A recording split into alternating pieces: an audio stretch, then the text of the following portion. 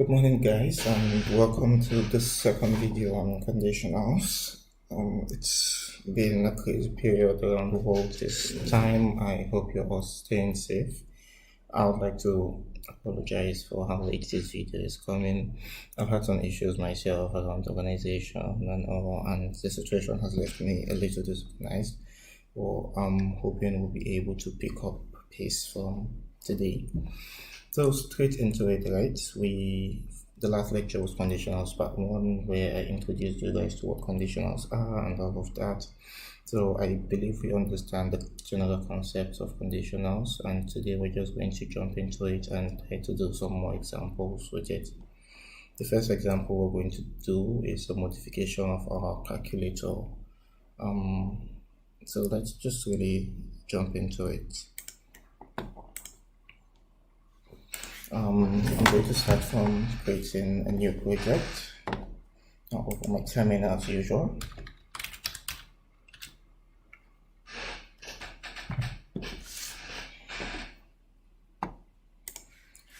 And so I gave you guys an assignment. The assignment was to do an addition calculator, a multiplication calculator, and a subtraction calculator.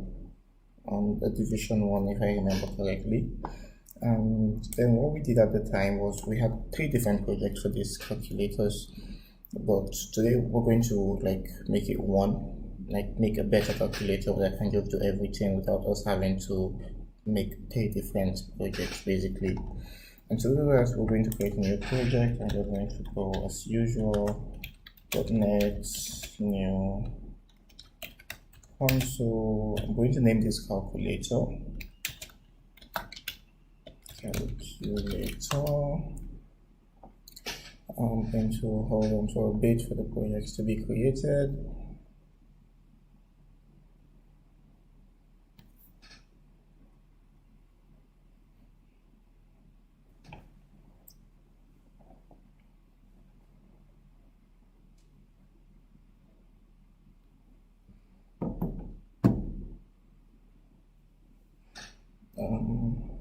It's taking a bit today.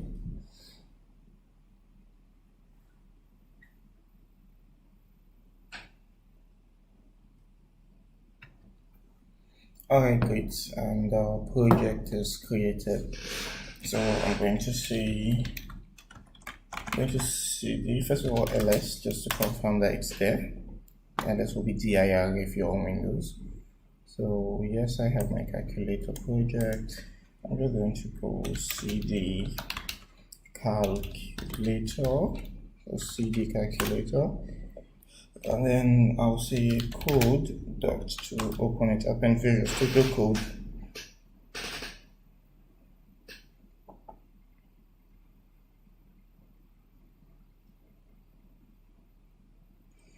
Alright, it's opening up now.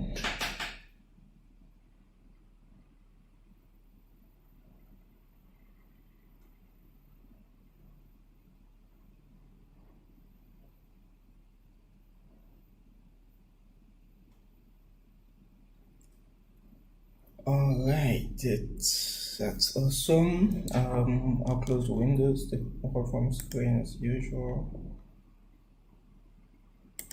Open up program.cs.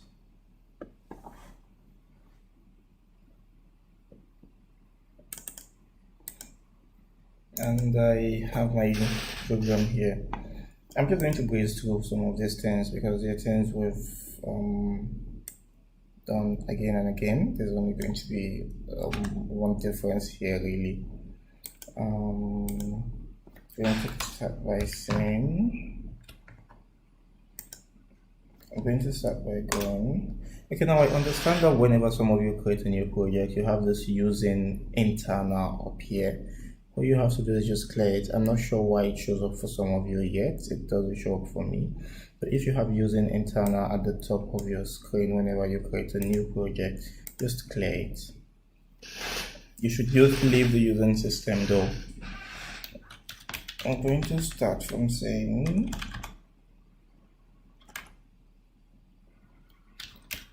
console right line. Welcome to the general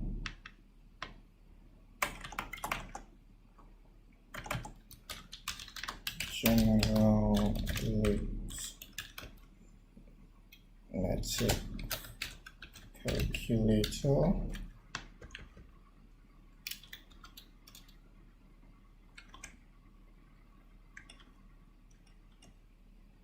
Welcome to the general arithmetic calculator. And then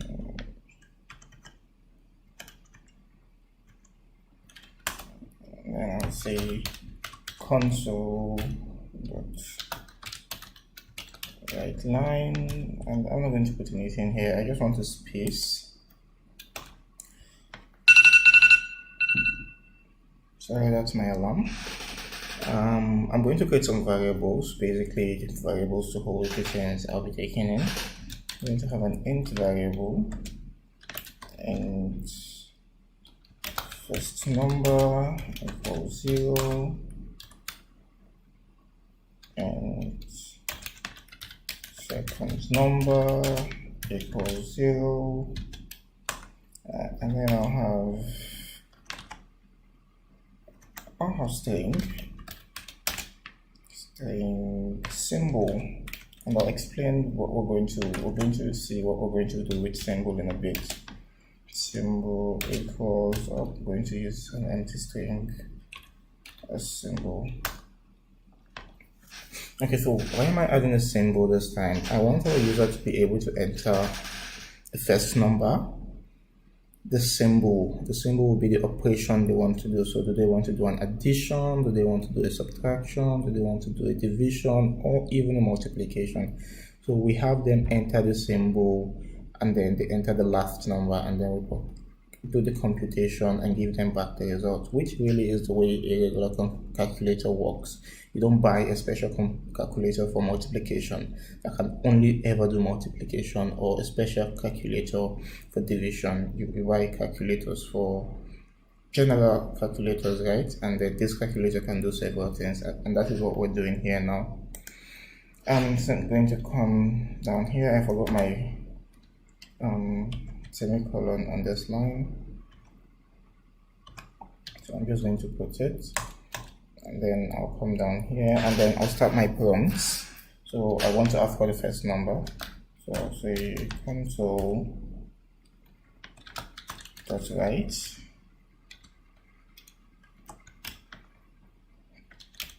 enter first number.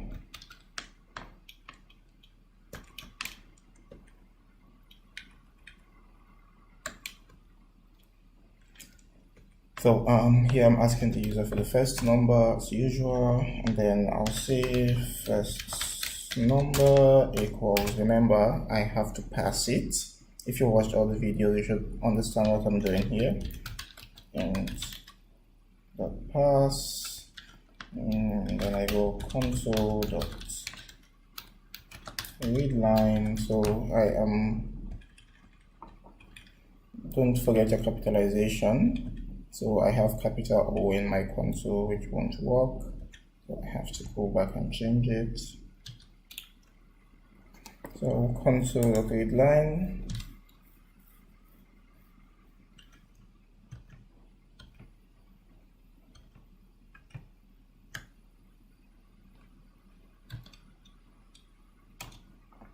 So I have my first number.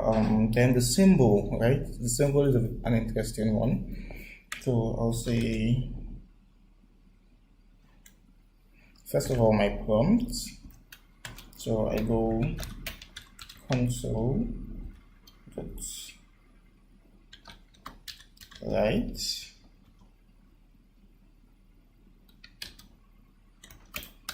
enter an operation symbol. I don't think this is the clearest prompt in the world, but hopefully our user knows, okay, this is the part where I should enter what operation I want to perform. And then I'll say symbol equals equals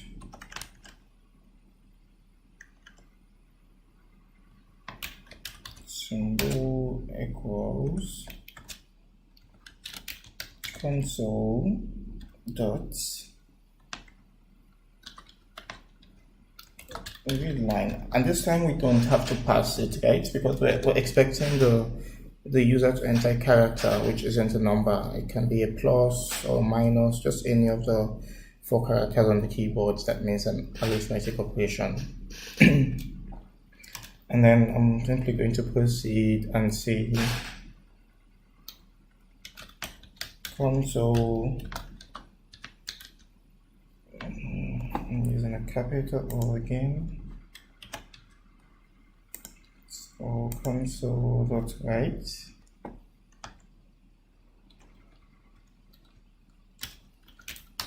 enter second number.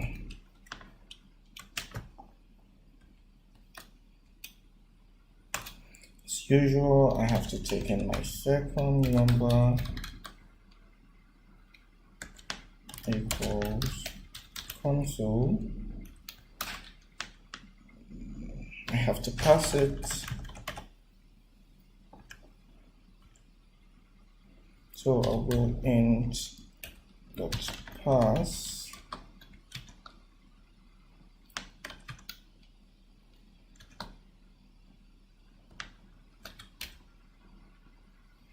console dot read line,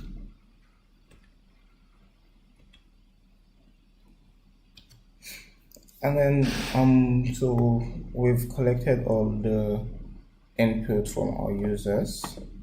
I'll just close this to give us more space. So we've collected all of this input from our users. Now, how do we do this operation? We need to be able to tell what our users want to do. And how do we tell what they want to do? They told us what they want to do when they created the symbol variable. Before that, let's create a third variable, which is going to be result.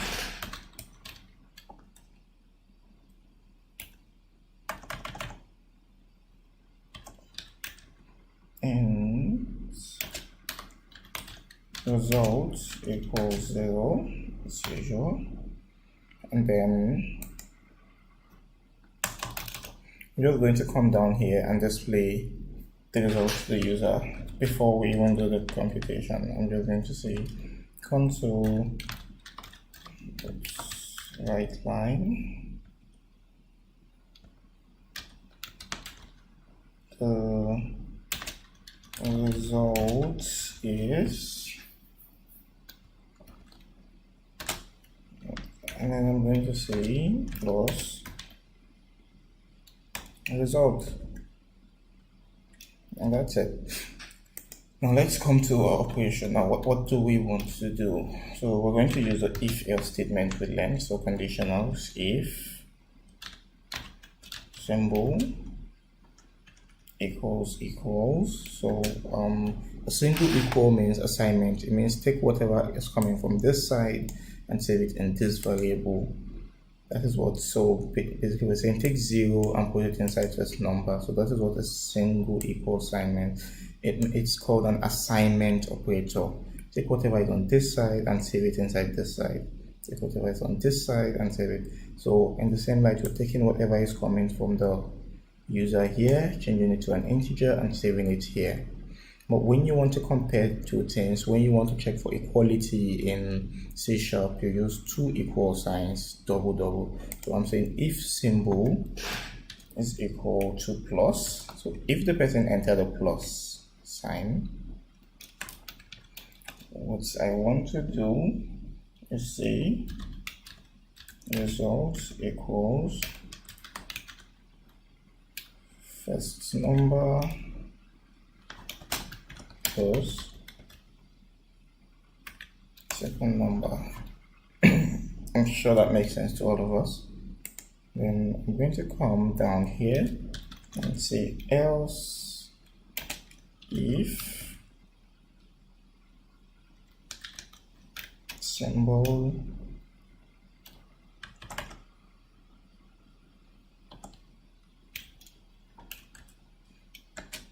equals minus. I guess we already know what's going to happen here. I'll just say result equals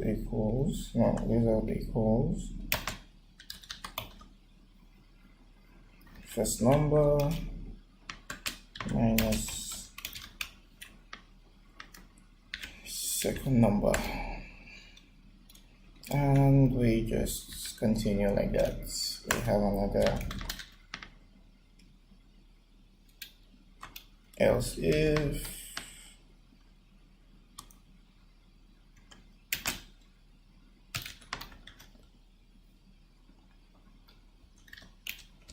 symbol equals, and this time it's to multiplication.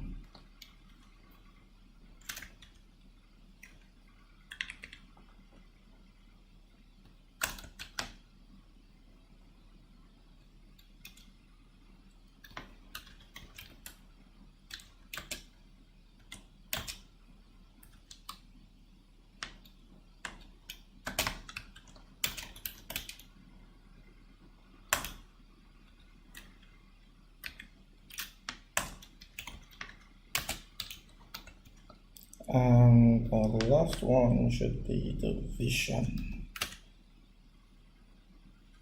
Symbol equals division.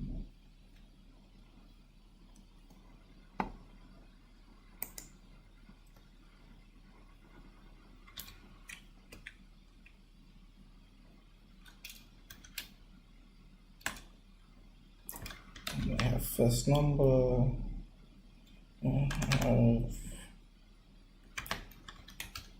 result equals first number divided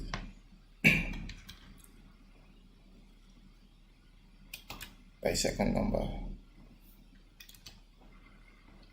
And what happens here is we do our computation here, and then we display the result to the user. It's a pretty straightforward program. All we're doing here is we're using this conditional variable to decide, okay, what operation does this person want to perform? I'm going to save this. And then let's run it and see.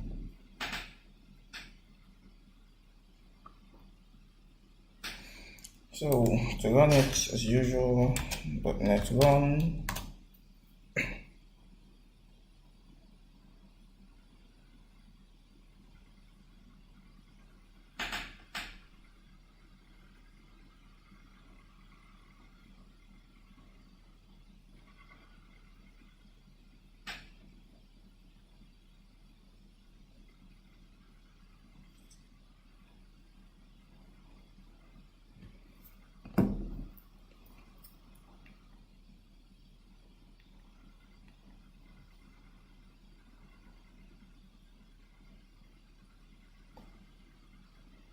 Okay, this is taking a while.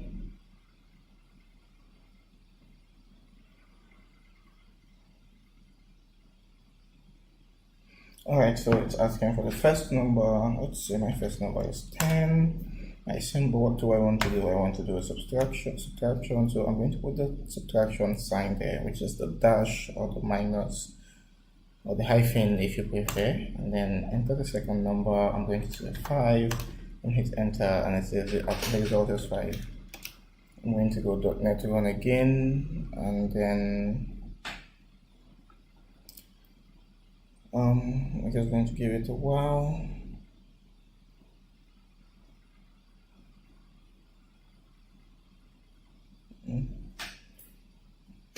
Okay, enter first number. I'll go 10 again, and then enter a symbol. I'll say I want to multiply this time. and then second number as a 50, and then the result of 10 times 5 times 50 is 500. So this is kind of a better calculator instead of having one calculator and several projects. And this is just a very simple example for conditionals. So the point of this is not more complex than the example we did before, but the point is to basically have you do it again. I believe if you repeat certain concepts a number of times, they kind of stick.